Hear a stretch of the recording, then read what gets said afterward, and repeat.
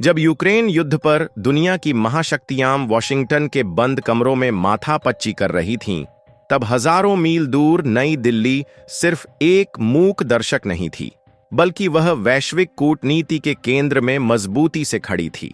यह वही भारत है जो न किसी सैन्य गठबंधन का हिस्सा है, न ही युद्ध का पक्षधर, लेकिन फिर भी अंतर्राष्ट्रीय फैसलों की मेज पर उसकी कुर्सी कभी खाली नहीं रहती।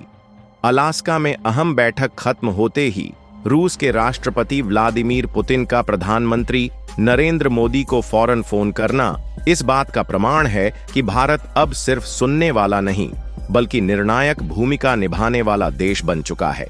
वहीं दूसरी ओर अमेरिका के राष्ट्रपति डोनाल्ड ट्रंप चीन पर खुलकर दबाव बना रहे हैं कि वह अमेरिकी सोयाबीन की खरीद 4 गुना बढ़ाए, ताकि एक ओर अमेरिकी किसानों को राहत मिले और दूसरी ओर चीन की आर्थिक नब्ज पर पकड़ और मजबूत हो।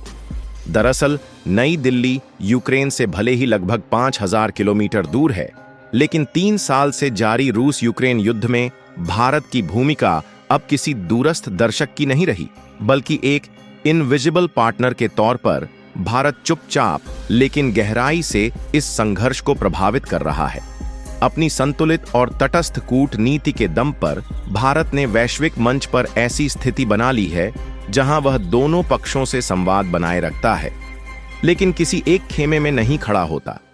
खासकर रूस से बड़ी मात्रा में कच्चा तेल खरीदने की भारत की क्षमता ने उसे एक आर्थिक शक्ति के रूप में उभारा है, जो न सिर्फ अपने हित साध रहा है, बल्कि अप्रत्यक्ष रूप से इस युद्ध की दिशा और गति को भी प्रभावित कर रहा है।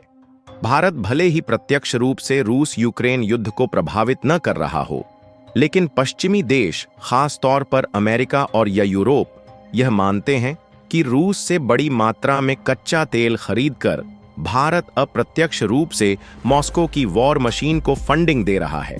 बावजूद इसके, भारत की रणनीतिक स्वायत्तता, रूस और यूक्रेन दोनों से संतुलित संबंध और वैश्विक मंचों पर शांति व संवाद की लगातार वकालत ने उसे इस युद्ध में एक विश्वसनीय मध्यस्थ के रूप में स्थापित कर दिया है।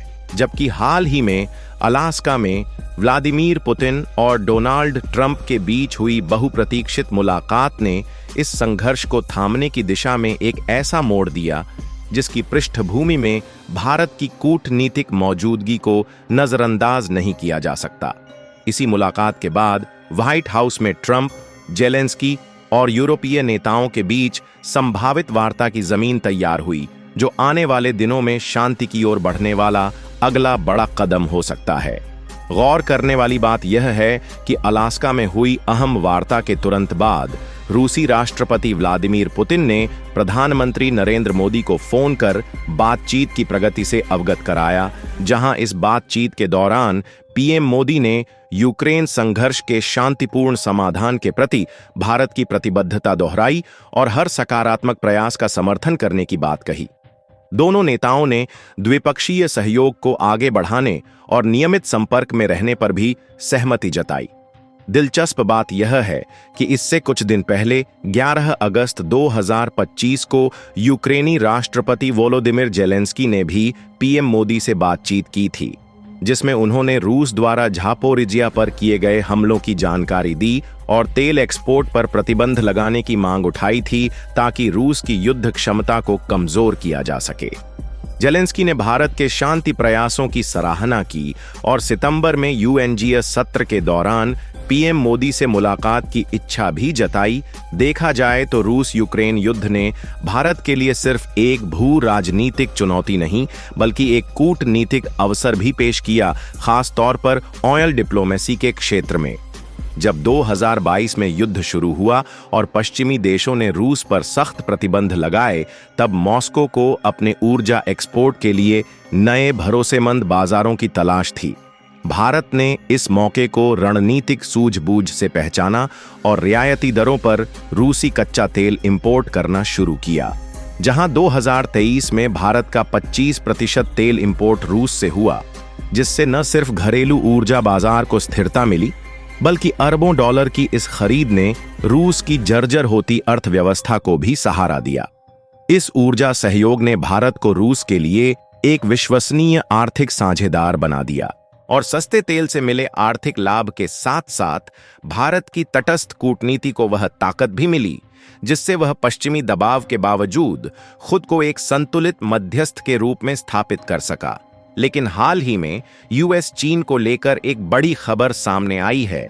देखा जाए तो अमेरिका और चीन के बीच चल रही टैरिफ वॉर अब केवल इंपोर्ट एक्सपोर्ट की लड़ाई नहीं रही, बल्कि यह वैश्विक व्यापार संतुलन की दिशा तय करने वाली जंग बन चुकी है। और यहाँ पर अमेरिकी राष्ट्रपति डोनाल्ड ट्रंप की मंशा साफ है कि भारत और चीन समेत बाकी देशों को अमेरिका की शर्तों पर व्यापार करना चाहिए ताकि अमेरिका की अर्थव्यवस्था को अधिकतम फायदा हो। लेकिन खास बात यह है कि इस रणनीति के केंद्र में है सोयाबीन, एक ऐसा कृषि उत्पाद जो अब केवल खेतों तक सीमित नहीं बल्कि कूटनीति की फसल बन चुका है।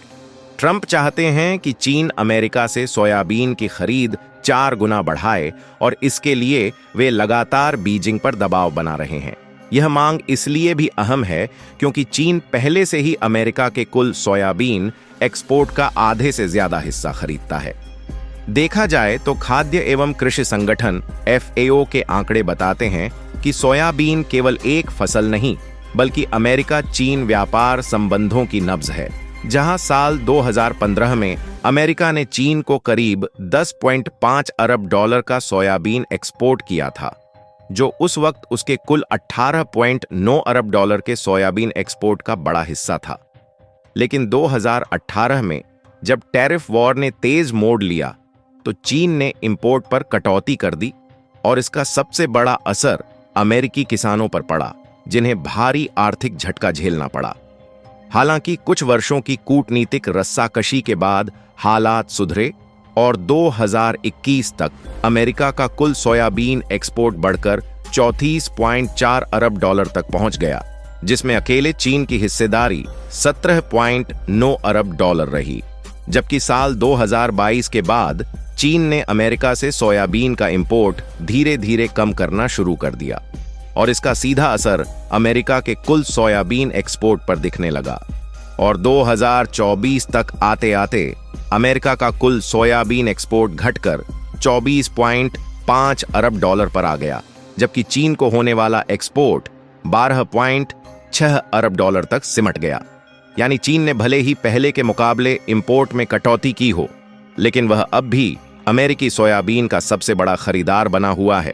जानकारों की माने तो ट्रंप की सोयाबीन कूटनीति महज आर्थिक नहीं बल्कि एक सुनियोजित राजनीतिक रणनीति भी है।